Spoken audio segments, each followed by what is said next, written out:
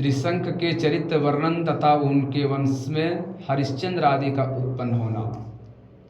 वैश्यापायन जी कहते हैं, राजन, विश्वामित्र के प्रति श्रद्धा भक्ति, उनके असहाय कुटुंब प्रति दया भाव तथा अपने की हुई प्रतिज्ञा से प्रेरित हो सत्यव्रत विनय पूर्वक विश्वामित्र जी का स्त्री का पालन करने लगा।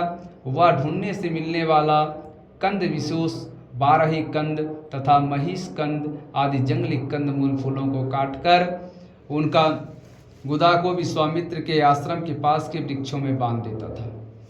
पिता राजा के वन में चले जाने पर 12 वर्षों के लिए वह चुपचाप किसी का वितरित न हो व्रत करने लगा। इधर पुरुताय और जजमानी के संबंध के कारण मुनि वशिष्ठ अयोध्या जी के राज्य की ओर रानीवास के रक्षा करने लगे। इधर सत्यव्रत अपनी मूर्खता या होनहार के कारण वशिष्ठ जी के ऊपर अधिक कुपित रहने लगे, परंतु मुनि वशिष्ठ तो उससे पहले पिता को उनके द्वारा उनके पुत्र को राज्य से निकाल ले जाते हैं। समय विशेष कारणवश ही हो सकता है। पानी ग्रहण अर्थात विवाह के मंत्र के सप्तदिक के पूर्ण होने पर वशिष्ठ जी के सत्यव्रत 12 वर्षों के कारणवश प्रायश्चित करना चाहते थे, परंतु वशिष्ठ जी इस गूढ़ आशय को सत्यव्रत समझ न सका। वशिष्ठ जी धर्म को जानते थे और तब भी मेरी रक्षा नहीं करते। भारत यह विचार करके सत्यव्रत अपने मन में उन पर कुपित रहने लगे। भगवान वशिष्ठ जी ने गुण बुद्धि से ऐसा किया था, परंतु सत्यव्रत ने उस गुण को अभिप्राय समझ न सका। इसके महात्मा पिता को सत्यव्रत के ऊपर असंतोष उत्पन्न हो जाने के कारण इंद्र ने उसके राज्य में 12 वर्षों तक वर्षा नहीं की। तात आदि सत्यव्रत भूतल पर कठिनताओं को पूर्ण करने वाले इस दीक्षा को पूर्ण करने लगा तो उसके कुल का उद्धार हो जाएगा। यह विचार कर भगवान वशिष्ठ ने उसके पिता द्वारा त्यागे गए सत्याव्रत को नहीं रोका था। उसका विचार था कि प्रायश्चित के अंतर उसके पुत्रों को ही राज्य के अभिषिक्त कर दूंगा। राजन, बलवान सत्यव्रत ने भी चुपचाप दीक्षा लेकर के 12 वर्षों तक महाव्रत को धारण किया। एक समय कंद मूल के गुदे ने रहने पर राजकुमारी की दृष्टि सब कामनाओं को पूर्ण करने वाले महात्मा वशिष्ठ के दुधार गो को गाय पर पड़ी।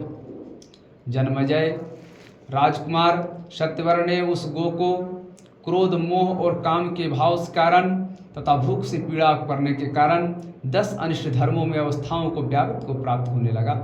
दशा में मार डाला। उस मांस को उसने विश्वामित्र के पुत्रों को खिलाया और अपने आप भी खाया।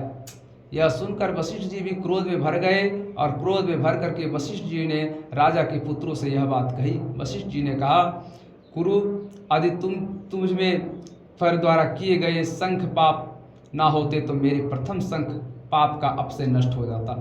पिता को संतुष्ट न रखने, गुरु के दूध देने वाले गौ की हत्या कर डालने और अपरिक्षित मांस खाने से तुम्हें और तुम्हारे 3 प्रकार के पाप बन गए हैं। वैश्यापायन जी कहते हैं, इस प्रकार से उसके 3 शंखों को देख करके तपस्वी वशिष्ठ जी उसे त्रिशंख कहा।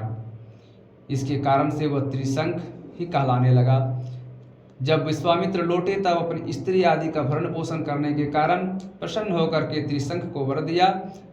जब विश्वामित्र ने राजकुमार से इच्छा अनुसार वर मांगने के लिए कहा तब उसने मुनि से वर मांगा कि मैं सदैव स्वर्ग जाऊं।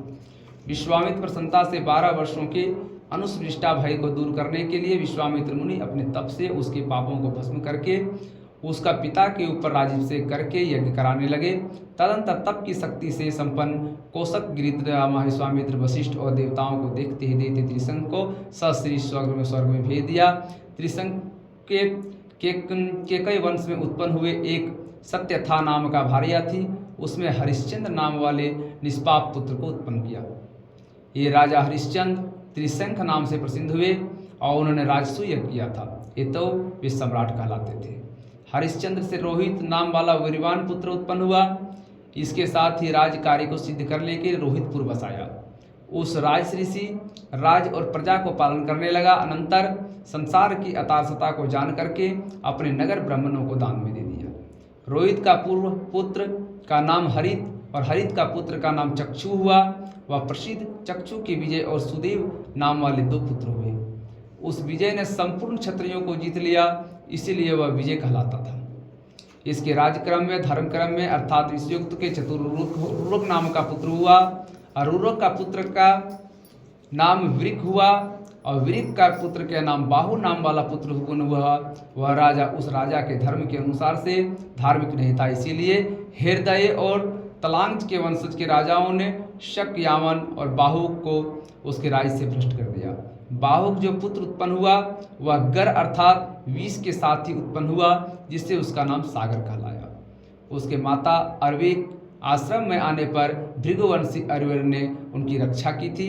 सागर ने भृगुवंशी औरवश से औरई अस्त्रों को सिखाकर तालगंज और हैद्रे राजाओं को मार करके पृथ्वी को जीत लिया। कुरुश्रेष्ठ धर्म को जीतने वाले, पूर्ण शक्ति संपन्न कराने वाले शक, पाहन और 12 क्षत्रियों को धर्मभ्रष्ट कर दिया।